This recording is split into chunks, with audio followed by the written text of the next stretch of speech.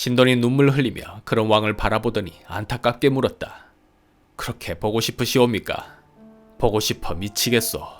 사지가 찢어지는 아픔이 있다 하여도 지금 내 마음이 찢어지는 것보다는 덜할 것이오. 신돈이 탄식하더니 가슴속에 품어두었던 말을 전하였다. 이렇게까지는 하지 않으려 했는데 전하의 슬픔이 이토록 깊으시니 어쩔 수가 없겠나이다. 그 말에 슬픔에 잠겨있던 왕의 눈이 번쩍 뜨였다. 그게 무슨 말이오? 사부께서는 무슨 방법이 있단 말이오? 조금만 기다리십시오. 신이 준비하여 다시 오겠나이다. 며칠 후 신돈이 한 여인을 데리고 나타났다. 왕은 노국공주를 잊으라고 후비를 추천하는가 싶었는데 그게 아니었다. 신돈이 소개한 여인은 꿈에도 그리던 그 사람이었다. 아니, 노국대장공주가 아니오. 그녀는 수줍은 미소를 지으며 고개를 숙였다. 왕은 너무나 기뻐 이게 꿈인가 싶었다. 꿈이라면 깨고 싶지 않았다. 그렇게 보고 싶어 몸부림쳤는데도 그녀는 꿈에서조차 한 번도 나타나지 않았었다. 꿈이라도 좋다. 차라리 이대로 깨어나지 않았으면 좋겠구나. 꿈이 아니옵니다. 그렇다면 이 사람이 정말로 노국공주란 말이오. 어떻게 이런 일이? 스승이 도수를 부린다는 소문이 있던데 그 말이 사실인가 보. 신이 어찌 도수를 부리겠나이까. 이 사람은 노국공주가 아니라 반야라는 여인이옵니다. 공주마마에 대한 전하의 그리움이 너무나 깊어 신이 닮은 여인을 데리고 온 것입니다. 그 말이 달아올랐던 왕의 마음에 찬물을 끼얹는 것 같았다. 노국공주가 아니라 그저 닮은 사람. 스승은 지금 나를 놀리는 것이오. 심성이 착하고 어진 여인이옵니다. 비록 공주마마는 아니지만 곁에 두시면 마음에 큰 위안이 될 것입니다. 됐습니다. 둘 다 물러나세요. 그렇게 물리쳤지만 그날 이후 왕은 마음이 흔들렸다. 생각과는 다르게 자꾸 반야가 떠올랐다. 결국 신돈을 불렀다. 그날 그 여인이 자꾸 생각납니다. 다시 좀 만났으면 하는데 스승께서 데리고 와주시겠습니까? 이미 늦었사옵니다. 늦었다니 그게 무슨 말이오? 전하께서 반야를 물리치시는 바람에 실망한 나머지 멀리 떠나버렸사옵니다. 아니 그런 게 어디 있어. 찾아오시오. 전국의 군사들을 풀어서라도 당장 찾아오시오. 그 말에 신돈이 웃음을 참지 못했다. 왕이 어리둥절해하며 물었다. 왜 웃으시오? 내 마음은 타들어가는데 지금 웃음이 나오시오. 걱정 마시옵소서. 반야는 신의 집에 있사오니 내일 데리고 나오겠나이다. 떠난 것이 아니군요. 참으로 다행이요. 헌데 스승은 나를 놀리는 재미로 사는가 보. 기분 탓이옵니다. 그럴 리야 있겠습니까? 다음날 반야를 본 왕은 크게 기뻐하였다. 노국대장 공주가 아니라도 좋았다. 너무나 닮은 얼굴이기에 그저 바라만 보는 것으로도 좋았다. 스승께서는 어떻게 이렇게 똑같이 생긴 사람을 찾아오셨단 말이오. 전하의 슬픔이 너무나 깊어 하늘에서 반야를 보낸 것 같습니다. 이제 그 슬픔은 모두 떨쳐내시고 이 나라 백성을 돌보시옵소서. 그래야지요. 그렇게 할 것입니다. 헌데 달리 하문하실 것이 있사옵니까? 그게 닮아서 좋긴 한데 배가 좀 나온 것 같은데. 기분 탓이옵니다. 왕은 반야를 매우 아꼈다. 다른 여인은 눈길조차 주지 않았던 그였지만 반야만큼은 예외였다. 그녀 덕분에 마음이 안정되고 의욕이 생기니 정사에도 적극적으로 참여하기 시작했다. 반야는 공민왕의 후궁이 되었고 얼마 안가 임신 소식이 들렸다. 왕은 크게 기뻐하였지만 신료들은 의심의 눈초리로 수군되었다. 아니 노국공주께서는 수년 동안 아이가 들어서지 않아 그렇게 고생하셨는데 반야는 어떻게 한 번만에 된단 말인가? 원래 신돈의 시녀였다는데 혹시 그 아이는 신돈의 씨가 아닐까? 그게 무슨 소리인가? 이미 반야가 신돈의 아이를 임신한 상태로 궁에 들어왔다는 거지. 이 사람 큰일 날 소리를 하는구만. 전하께서 들으셨다면 자네의 목이 성치 않았을 것이네. 이 부분에 많은 논란이 있었다. 훗날 반야가 낳은 아이가 우왕이 되는데 조선을 건국할 세력은 우왕이 신돈의 자식이란 논리를 적극적으로 받아들여 고려가 정통성을 잃었다고 주장하였다. 그것은 곧 조선 건국의 정당성을 뒷받침하였다. 이에 조선 전기에 편찬된 고려사와 고려사 전료는 우왕을 왕씨가 아닌 신우라 기수라고 반역 열전에 넣었다. 하지만 공민왕은 모든 것이 새로웠고 의욕이 넘쳤다. 반야 덕분에 노국공주에 대한 슬픔을 극복하자 왕은 처음의 총명함을 차츰 되찾아갔다. 또 한편으로는 조정의 주도권이 신돈이 아닌 다시 왕으로 돌아가고 있었다. 그래, 요동을 정벌해야 한다고요. 그러옵니다. 우리가 요동을 정벌할 수 있겠소. 지금 홍건적의 우두머리 주원장은 원나라를 몰아내고 명나라를 세웠습니다. 하지만 그대로 당하고만 있을 원이 아니지요. 반드시 반격을 꾀할 터 당분간은 두 나라의 치열한 싸움이 계속될 것입니다. 또 명나라 내부에 존재하는 친원 세력도 호시탐탐 반란을 꿈꿀 것이므로 주원장은 요동에 신경 쓸 겨를이 없을 것입니다. 허니 지금이 기회이옵니다. 두 나라가 싸우는 동안 우리는 얼른 요동을 취하고 전하께서는 요동이 우리 땅임을 만천하에 선포하셔야 하옵니다. 그렇군요.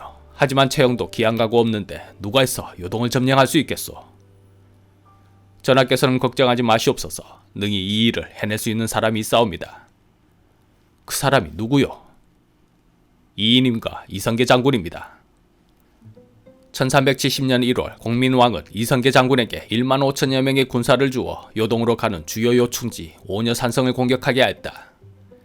오녀산성은 고구려의 첫 도읍지 졸본으로 추정되는 곳에 험난한 산성이었는데 이성계의 활약으로 성을 차지하니 요동으로 가는 길이 활짝 열렸다. 이에 1370년 10월 도통사 시중 이인임을 지휘관으로 하고 서부면 도원수 지용수, 동부면 원수 이성계 외 양바얀, 인견미의 군대를 요동으로 보냈다. 이때 몇 명의 군사가 요동으로 갔는지는 기록이 없어 알 수 없다. 다만 전후 사정을 미루어 보아 상당한 군사력이 동원된 것으로 보인다. 10월 30일 압록강에 도착하고 부교를 설치하여 강을 건너는데 소요된 시간이 3일이었다. 이때 빨리 건너려다 물에 빠져 죽은 군사도 있었다. 그런데 도하를 마치자마자 폭풍우가 몰아치고 번개가 치기 시작했다. 꼬르를 벗어나자 하늘에서 범상치 않은 기운을 보이니 병사들이 크게 겁을 먹고 동요하였다. 병마사 이구가 병사들에게 말했다. 상원수의 이름이 용이다. 용이 도강하는 날에 우레가 치고 비가 내리니 이는 우리가 전투에서 승리할 것이란 조짐이다. 모든 일은 생각하기 나름이라 이구의 재치 있는 말 한마디에 수많은 병사들이 오히려 자신감을 얻었다. 이에 하루 100리씩 이동하여 요동성 동쪽 200리 지점 나장탑에 도착하고 고려군 주둔지를 설치하였다. 지용수는 먼저 요동성에 기병 3,000기를 보내어 공략하게 한 후 곳곳에 방을 붙였다. 내용은 다음과 같았다. 요양은 원래 우리나라의 땅으로 대군이 또 출정하면 선량한 사람까지 피해를 입을까 우려된다. 압록강을 건너와 우리의 백성이 되기를 원하는 자는 관청에서 양식과 종자를 주어 저마다 생업에 안착하게 해주겠다. 이때 요동성을 지키는 자는 기철의 아들 기사인 태무르였다. 그는 아버지의 원수를 갚겠다는 생각으로 가득하였다. 험한 산성에 기대어 방어만 해도 모자랄 판에 성을 나와 3,000기병과 정면 싸움을 벌였다. 처음에는 양측의 군대가 치열한 싸움을 벌였으나 곧이어 고려의 본대가 도착하자 승기는 고려군으로 급격히 기울어졌다. 이때 기사인 태무르의 장수 중에는 처명이라는 자가 있었는데 싸움을 굉장히 잘하였다. 적은 수에도 불구하고 고려군 진영을 마구 휘젓고 다니는데 병사들이 감히 덤비지를 못했다. 그 모습을 본 이성계가 크게 감탄하며 말하기를 어찌 저토록 용맹하단 말이냐. 비록 적장이지만 죽이기엔 아깝구나. 이성계는 몽골어를 할 줄 아는 이원경을 보내 항복을 권유했는데 처명은 단칼에 거절하였다. 이에 화가 난 이성계가 활을 쏘아 처명의 투구를 날려버렸다. 처명도 이성계가 마음만 먹는다면 자신의 목숨을 충분히 끊을 수 있었다고 생각했다. 이어 두 번째로 이원경이 와서 항복 권유를 하였다. 처명이 이번에도 거절하자 이성계는 그의 허벅다리를 맞추었다. 다친 처명이 급히 말머리를 돌렸지만 이성계는 그대로 놓아주었다. 이후 처명이 상처를 치료하고 군사를 이끌고 와서 다시 싸움을 걸자 이원경이 세 번째로 설득하였다. 장군께서 말씀하시길 그대는 죽이기 아까운 장수라 하셨소이다. 그러나 끝까지 항복하지 않는다면 이번엔 머리를 맞출 수밖에 없다고 하셨습니다. 자신의 실력을 알아봐준 데다 두 번이나 살려주었으니 돌같은 처명의 마음도 결국에는 움직였다. 처명은 말에서 내려와 이성계에게 머리를 조아리며 충성을 맹세하였다. 그러자 요동성 군사들의 사기는 땅에 떨어졌다. 가장 강력했던 장수 처명이 항복했으니 무리도 아니었다. 어떤 병사가 성 위에 올라와 소리쳤다. 우리는 항복하고 싶은데 성주가 끝까지 우리를 내몰고 있소이다. 우리는 싸우지 않을 것이니 지금 공격한다면 능히 성을 얻을 수 있을 것입니다. 1370년 11월 4일 요성까지 진격한 아군이 적을 급습해 함락시켰다. 성이 매우 높고 험준하며 화살이 빗발처럼 쏟아지고 또 나무와 돌도 섞여 쏟아져 내렸으나 우리 보병이 화살과 돌을 무릅쓰고 성에 다가가 급히 공격하여 드디어 함락시켰다. 고영창의 대발해가 멸망한 후 254년 만에 요동을 점령한 것이다. 공민왕은 강계 만호부에 명령하여 요심 지역의 사람들에게 방을 붙여 타이르게 하였다. 요심 지역의 요양은 원래 우리나라의 땅으로 대군이 또 출청하면 선량한 사람까지 피해를 입을까 우려된다. 압록강을 건너와 우리의 백성이 되기를 원하는 자는 관청에서 양식과 종자를 주어 저마다 생업에 안착하게 해주겠다. 그러나 탑을 쌓는 일은 매우 어려우나 무너지는 것은 한순간이라 했던가. 어처구니 없는 일이 일어났다. 시수로 성내의 군량고에 불이 붙었고 아까운 식량이 모두 타버린 것이다. 설상가상 본국에서는 보급도 제대로 오지 않았다. 아무리 사기충만한 군사를 하더라도 먹을 양식이 없다면 버틸 수 없었다.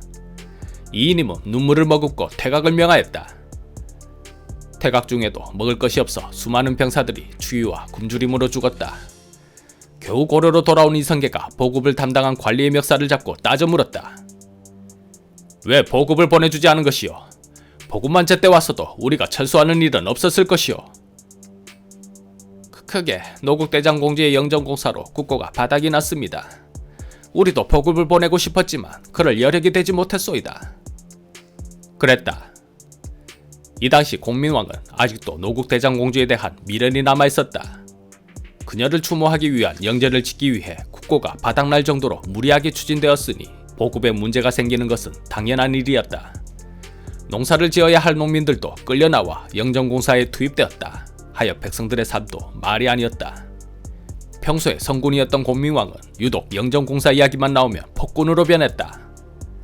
신료들이 공사의 중단을 요구했다가는 목이 달아날 지경이라 아무도 나서지 못했다. 결국 신돈이 나서야 했다. 전하, 무리한 영정공사로 백성들이 도탄에 빠지고 어렵게 얻은 요동마저 잃었습니다. 노국대장공주께서는 결코 이런 일을 원하지 않으실 것입니다. 지금이라도 중단하셔야 하옵니다. 왕은 크게 분노하였다. 스승이라 부르며 잘한다 잘한다 했더니 이젠 과인에게 명을 내리는 것이오.